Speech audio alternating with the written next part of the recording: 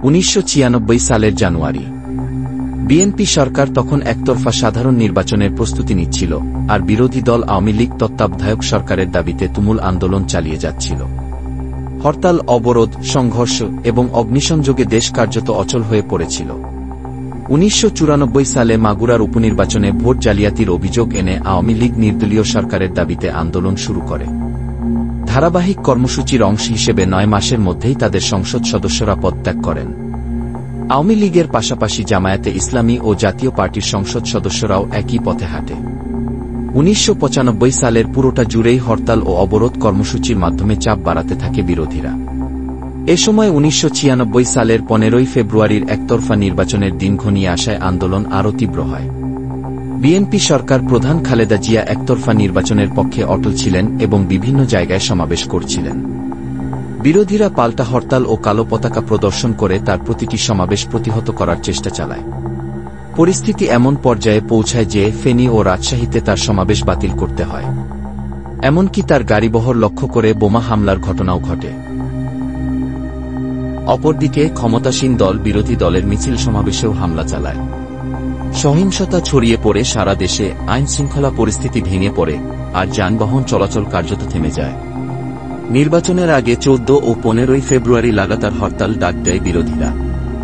এই হরতালে সারা দেশ কার্যত স্থবির হয়ে পড়ে। পত্রিকাগুলো শহরগুলোর চিত্রকে মৃত্যুপুরী হিসেবে বর্ণনা করে। 15 ফেব্রুয়ারি ব্যাপক সহিংসতার মধ্য দিয়ে নির্বাচন অনুষ্ঠিত হয়। নির্বাচনে ভোটার উপস্থিতি ছিল অত্যন্ত কম। সহিংসতায় অন্তত 10 জনের প্রাণহানির খবর আসে। নির্বাচনের পর প্রধান নির্বাচন কমিশনার বলেন, ভোটার উপস্থিতি নয়, নির্বাচন হওয়াটাই গুরুত্বপূর্ণ। এই একতরফা নির্বাচনে 300 আসনের মধ্যে 250 আসনে ভোট হয়, যেখানে 46 আসনে বিনা প্রতিদ্বন্দ্বিতায় বিএনপি প্রার্থীরা জয়ী হন।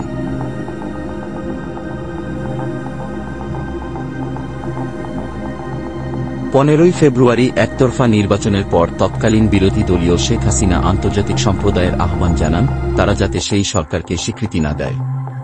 সে নির্বাচনের মাধ্যমে গঠিত সরকারকে অবৈধ সরকার হিসেবে বর্ণনা করেন শেখ হাসিনা। একই সাথে আওয়ামী লীগের রাস্তার কর্মসূচিও চলমান থাকে। আওয়ামী লীগ টানা 108 ঘণ্টার অসহযোগ আন্দোলনের ডাক দেয়।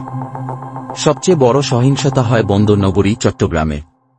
সেখানে বিভিন্ন ব্যবসা প্রতিষ্ঠান, ব্যাংক, দোকানপাটে ভাঙচুর এবং অগ্নিসংযোগ করা হয়। সেনাবাহিনীর একটি জিপ গাড়িতে আগুন দেওয়া হয়। একই সাথে বিএনপি নেতা আমির খসরু মাহমুদ চৌধুরীর অফিসেও অগ্নিসংযোগ করা হয়। বিরোধী দলের আন্দোলন থামাতে তাদের কিছু সিনিয়র নেতাদের গ্রেপ্তার করা হয়।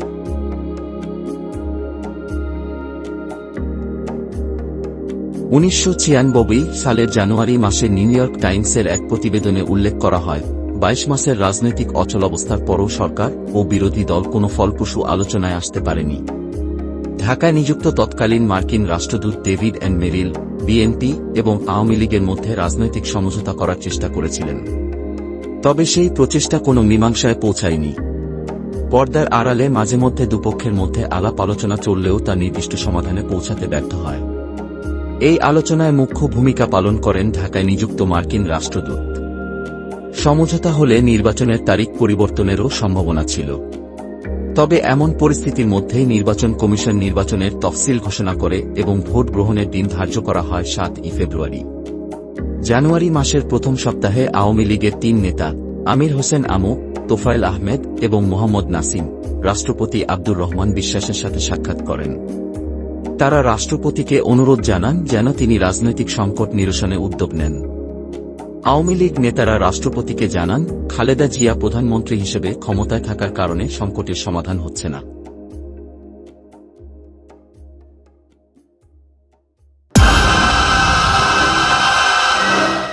নির্বাচনের দিন যতই কাছে আসছিল, সমঝোতার আশা ততই ম্লান হয়ে যাচ্ছিল।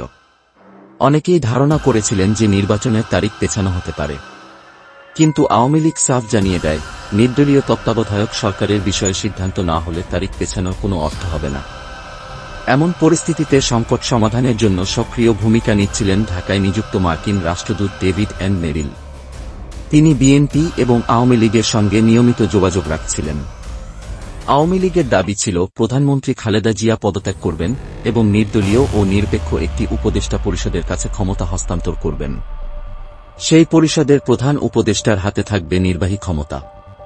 অন্যদিকে বিএনপির প্রস্তাব ছিল রাষ্ট্রপতির অধীনে একটি উপদেষ্টা পরিষদ গঠন করা হবে, যেখানে রাষ্ট্রপতির হাতে থাকবে নির্বাহী ক্ষমতা। উল্লেখ্য, সেই সময় রাষ্ট্রপতি ছিলেন আব্দুর রহমান বিশ্বাস, যিনি বিএনপির মনোনীত ব্যক্তি ছিলেন।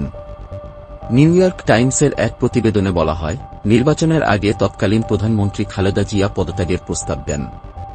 তবে তিনি রাষ্ট্রের নির্বাহী ক্ষমতা রাষ্ট্রপতির হাতে রাখার কথা বলেন। নির্বাচনের দিন যতই ঘনিয়ে আসছিল, কূটনীতিক এবং সাধারণ মানুষ সমঝোতার আশা ছেড়ে দিচ্ছিলেন। একতরফা নির্বাচনের আগে শেষবারের মতো দুই দলের মধ্যে সমঝোতার চেষ্টা চালান ঢাকায় নিযুক্ত বিভিন্ন দেশের রাষ্ট্রদূতরা।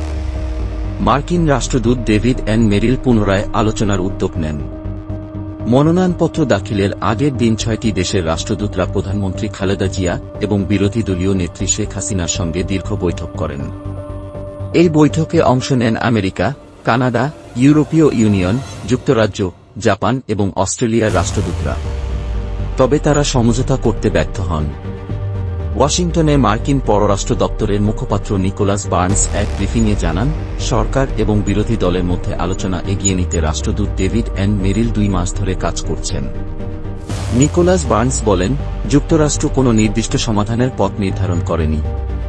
তবে নির্বাচন অবশ্যই হওয়া উচিত, গণতান্ত্রিক প্রক্রিয়া বজায় রাখা উচিত এবং সরকার ও বিরোধী দলের মধ্যে সহযোগিতার সম্পর্ক গড়ে তোলা প্রয়োজন। একদিকে সমঝোতার চেষ্টা যেমন চলছে, অন্যদিকে নির্বাচন করার জন্য বিএনপি সরকারের অগ্রসর হওয়া এবং রাস্তায় আওয়ামী লীগের জোরালো আন্দোলন। এমন অবস্থায় ২৪শে জানুয়ারি প্রধানমন্ত্রী খালেদা জিয়া জাতির উদ্দেশ্যে একটি ভাষণ দেন। সে ভাষণে তিনি বলেন, ফেব্রুয়ারি মাসের নির্বাচনের মাধ্যমে এমন এক পরিবেশ সৃষ্টি হবে যাতে ভবিষ্যৎ নির্বাচনে সকল দলের অংশগ্রহণ নিশ্চিত করা সম্ভব হবে।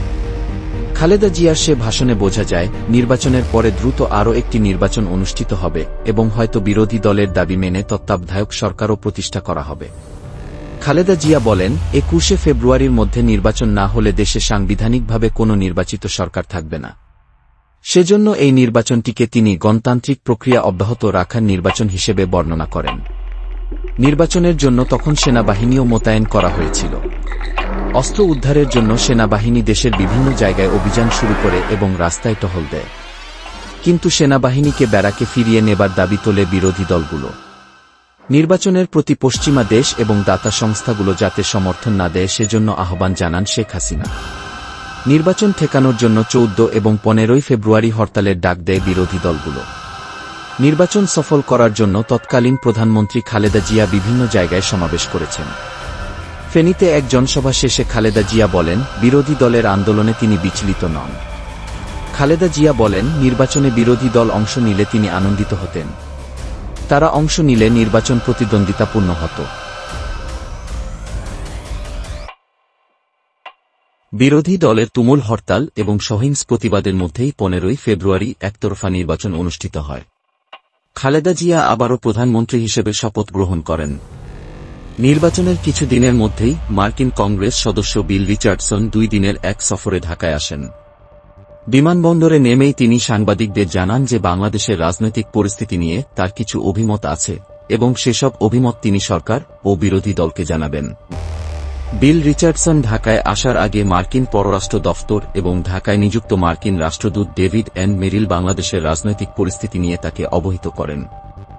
মি রিচার্ডসন বলেন, তিনি ভালোভাবে প্রস্তুতি নিয়ে বাংলাদেশে এসেছেন। ঢাকায় এসে মি রিচার্ডসন প্রধানমন্ত্রী খালেদা জিয়া এবং বিরোধী দলীয় নেত্রী শেখ হাসিনার সাথে বৈঠক করেন। তৎকালীন বিভিন্ন সংবাদপত্রের রিপোর্টে জানা যায়, রাজনৈতিক সংকট দ্রুত সমাধানের জন্য মি রিচার্ডসন উভয় পক্ষকে তাগাদা দিয়েছেন। বাংলাদেশ ছেড়ে যাবার আগে বিমানবন্দরে তিনি বলেন, কোনো রকম শর্ত ছাড়াই অবিলম্বে দুই দলের মধ্যে সংলাপ শুরু করা প্রয়োজন। রিচার্ডসন ঢাকা ছেড়ে যাবার কয়েকদিন পরে ৬টি দেশের রাষ্ট্রদূত এবং হাইকমিশনাররা আবারও বৈঠক করেন বিরোধী দলীয় নেত্রী শেখ হাসিনা এবং প্রধানমন্ত্রী খালেদা জিয়ার সাথে। দৈনিক ইত্তেফাকে প্রকাশিত এক খবরে বলা হয়, শেখ হাসিনা রাজনৈতিক উপদেষ্টা এস কিবরিয়ার ধানমন্ডির বাসভবনে প্রায় ৩ ঘণ্টা ধরে এই বৈঠক অনুষ্ঠিত হয়। বাংলাদেশের পরিস্থিতি মূল্যায়ন করে রাষ্ট্রদূতরা বলেন যে পরিস্থিতি অবনতির দিকে, সমঝোতার কাছাকাছি আসা। কূটনীতিকদের সমঝোতা চেষ্টা এবং তীব্র চাপের প্রেক্ষাপটে 1996 সালের 3 মার্চ প্রধানমন্ত্রী খালেদা জিয়া জাতির উদ্দেশ্যে দেয়া এক ভাষণে বলেন তত্ত্বাবধায়ক সরকার গঠনের জন্য সংসদে বিল আনা হবে। তিনি বিরোধী দলকে আলোচনার জন্য আহ্বান জানান। এর 2 দিন পরে বিরোধী দলীয় নেত্রী শেখ হাসিনাকে আলোচনায় বসার আমন্ত্রণ জানিয়ে চিঠি দেন প্রধানমন্ত্রী খালেদা জিয়া। কিন্তু একদিন পরে বিরোধী দলীয় শেখ হাসিনা সরকারের প্রতি 5 দফা দাবি তুলে ধরেন।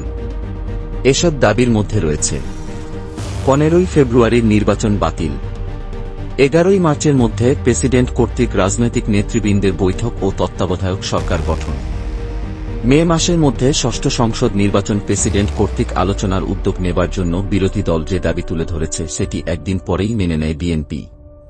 10 মার্চ বিরোধী দলগুলো আলাদাভাবে রাষ্ট্রপতি আব্দুর রহমান বিশ্বাসের সাথে আলোচনায় বসে। এরপর প্রধানমন্ত্রী খালেদা জিয়ার নেতৃত্বে বিএনপিও রাষ্ট্রপতির সাথে আলোচনায় বসে। সে বৈঠকে তত্ত্বাবধায়ক সরকার গঠন এবং মে মাসের মধ্যে নির্বাচন অনুষ্ঠানে রাজি হয় বিএনপি। তবে 15 ফেব্রুয়ারির নির্বাচন এবং সংসদ বাতিল করার জন্য বিরোধী দল যে দাবি তুলে ধরেছিল সেটি মানেনি বিএনপি। এছাড়া খালেদা জিয়া পদত্যাগে অস্বীকৃতি জানান। বিএনপির তরফ থেকে বলা হয়, ষষ্ঠ জাতীয় সংসদের প্রথম অধিবেশনে তত্ত্বাবধায়ক সরকারের বিল পাস হওয়া উচিত। অন্যদিকে 15 ফেব্রুয়ারির নির্বাচন এবং ষষ্ঠ জাতীয় সংসদ বাতিল করার জন্য বিরোধী দলগুলো তাদের আন্দোলন অব্যাহত রাখে। চলতে থাকে অসহযোগ আন্দোলন। 1996 সালের 19 মার্চ বাংলাদেশের ষষ্ঠ জাতীয় সংসদের প্রথম অধিবেশন শুরু হয়। এর একমাত্র উদ্দেশ্য ছিল সংবিধানে তত্ত্বাবধায়ক সরকার ব্যবস্থা অন্তর্ভুক্ত করা। অধিবেশনের চতুর্থ কার্যদিবস অর্থাৎ 24 মার্চ রাতে জাতীয় সংসদে সংবিধানে সংশোধনী আনতে বাছাই কমিটির রিপোর্ট সহ বিলটি উত্থাপন করা হয়। 26 মার্চ ভোরে বহুল আলোচিত নির্দলীয় তত্ত্বাবধায়ক সরকার বিল সংসদে পাস হয়। ততক্ষণে বিরোধী দলগুলোর আন্দোলন চলছিল। এর সঙ্গে যুক্ত হয় সরকারি কর্মকর্তা কর্মচারীদের একটি অংশ। তারা আওয়ামী লীগের গঠিত জনতার মঞ্চে গিয়ে সংহতি প্রকাশ করে। রাজনীতির নিয়ন্ত্রণ ধরে রাখার জন্য বিএনপি তাদের কার্যালয়ের সামনে গঠন করে গণতন্ত্রের মঞ্চ। আওয়ামী লীগ উদ্বেগ প্রকাশ করে জানায়, খালেদা জিয়ার পদত্যাগ ও তত্ত্বাবধায়ক সরকার গঠনে দেরি হচ্ছে। বিরোধী দলগুলোর সন্দেহ ছিল, বিএনপি তত্ত্বাবধায়ক সরকার বিল পাস করলেও হয়তো সহজে ক্ষমতা ছাড়বে না। এই সন্দেহে তারা তাদের আন্দোলন ও কর্মসূচি চালিয়ে যায়। এক পর্যায়ে 1996 সালের 30 মার্চ খালেদা জিয়া পদত্যাগ করেন এবং ষষ্ঠ জাতীয় সংসদ ভেঙে দেওয়া হয়। তত্ত্বাবধায়ক সরকার বিধান অনুযায়ী সদ্য সাবেক প্রধান বিচারপতি মুহাম্মদ হাবিবুর রহমান প্রধান উপদেষ্টা হিসেবে শপথ গ্রহণ করেন।